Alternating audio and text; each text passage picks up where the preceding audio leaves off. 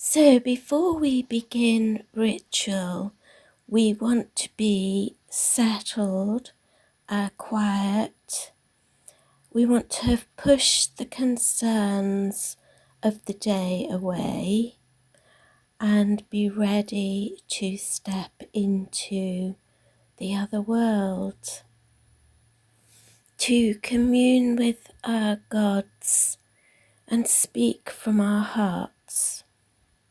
What I want to talk about is preparation for ritual, but a lot of the preparation that you might engage in for ritual is going to be relevant for preparation for spell work too. That's if you have the opportunity to do that preparation. Not all spell work requires it, or indeed ritual, and there's nothing to say that an impromptu rite or an impromptu spell, or even one done hurriedly because there is that need to do something quickly, that's not to say that they will be any the less potent because you haven't prepared for them. Magic is a fickle and, well, I don't know about fickle, but it's a mysterious thing, and sometimes a quick off-the-cuff working can work beautifully and be amazing when something that you have put a lot of time and thought into can fail miserably. Such is magic, I guess. I'm being a bit flippant there. There are things that we do know about magic, but we don't know the whole story, and that's why very often it's a case of trial and error for us practitioners. And I really don't trust anyone who tells you they know exactly how it works, because I don't think that's true. I don't think we can know, and I don't think we should know. It's a really interesting topic in itself, but I'm getting off track because this is about preparation for ritual or for a particular rite that isn't necessarily a spell to achieve something.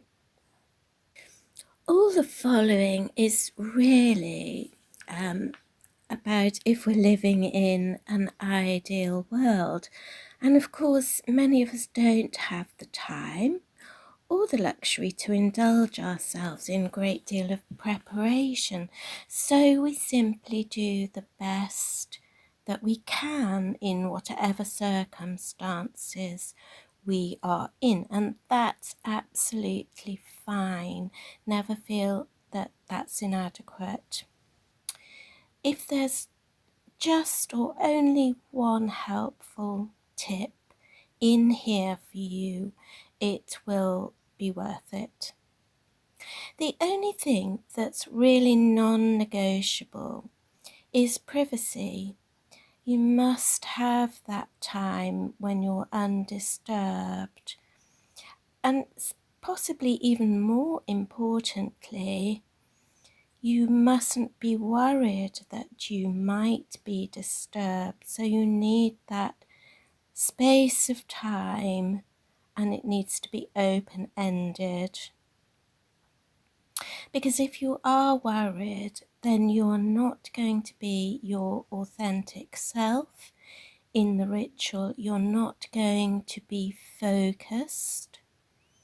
And, you're going to be self-conscious, and self-consciousness really kills the vibe.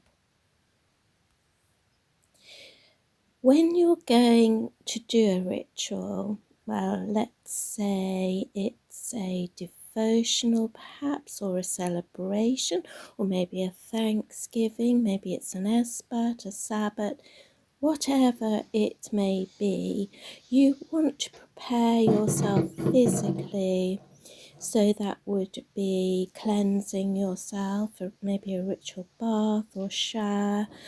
You cleanse your working space, you prepare your altar, you would gather any correspondences or anything that you wish to use in the ritual, selecting the candles, the correct colours, all of these things which you wouldn't necessarily do before any kind of magical working.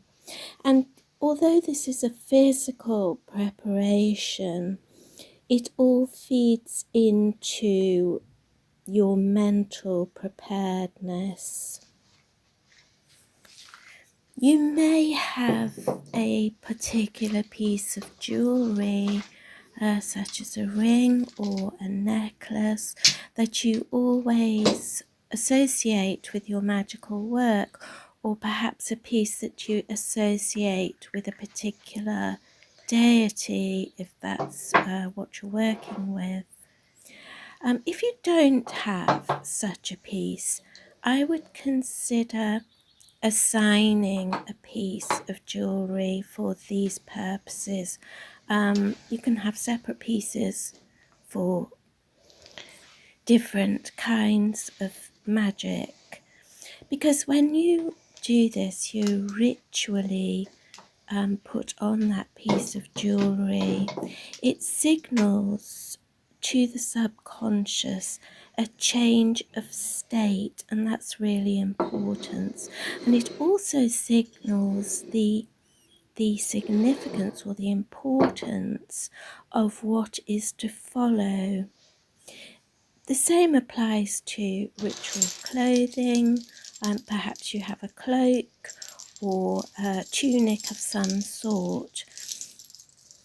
You know, even put on a witch's hat, if that gets you there, it's great. Because what we are wanting to do most particularly is to create a change in consciousness, a stepping out of the ordinary mind into the extraordinary, into the world between worlds. As one famous occultist wrote, if we have found a certain way of inducing states of consciousness at will, we have found something exceedingly valuable. Other things which help with this is casting a circle. Incense helps a great deal to affect our consciousness.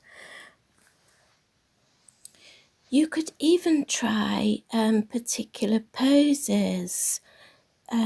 Once the body is in a particular stance, it can have a great effect on the on your mental state. So, for instance, I often use a ceremonial bow, which really helps me get into the state. And I've spoken before that I pretty much always start off with the QC, the Kabbalistic cross, as a preliminary before I do anything else.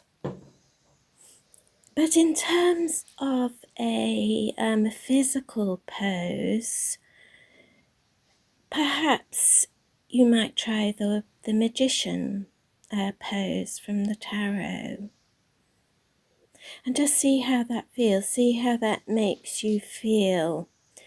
If it makes you feel powerful, magical, great. It may not make you feel anything at all. However, I think it was, I may be wrong here, Ignatius of Loyola, who advocated for using the body in this way. I think he said something along the lines of, when you are in a prayerful posture, then you will feel like praying. So really he was talking about the power of being in a particular pose and the effect that has on consciousness. It's just something to try. So all the physical preparation that you do feeds into your mental preparedness. Some people, I've heard it said that it's like priming the pump, and I really like that. It really is descriptive of what you're doing. Oh, and I must just mention the preparing ahead, if possible, a program for the ritual. It can just be notes about what to do first, what comes next, anything you may want to read, all this sort of thing, so that you are flowing and you can allow your conscious mind to really take a back seat. So once you have everything ready and prepared, you might have cast your circle. Just sit quietly until you're relaxed and ready to begin. At this point, or even before this point, I will have chosen ahead of time pieces of music which fit the bill, that are going to put me into the right space, the right headspace, but also create the right atmosphere in the physical space. I find music does this for me, but for you it may be prose or poetry. It could even be a particular film or a scene from a film. You just do whatever gets you there, whatever works for you. The whole psychodrama of ritual is really to break down subconscious barriers, but also to build upon our faith in ourselves, to overcome self-consciousness and strengthen our magical practice. I've only touched on a few ideas here, which I hope something here will be helpful and perhaps resonate with you. There's plenty of other ideas that we could run through, but in part 2 of this, I'm going to just do a preliminary that I put together to a rite of Pan, and I devised it as a way to set my own consciousness, to just get into the vibe.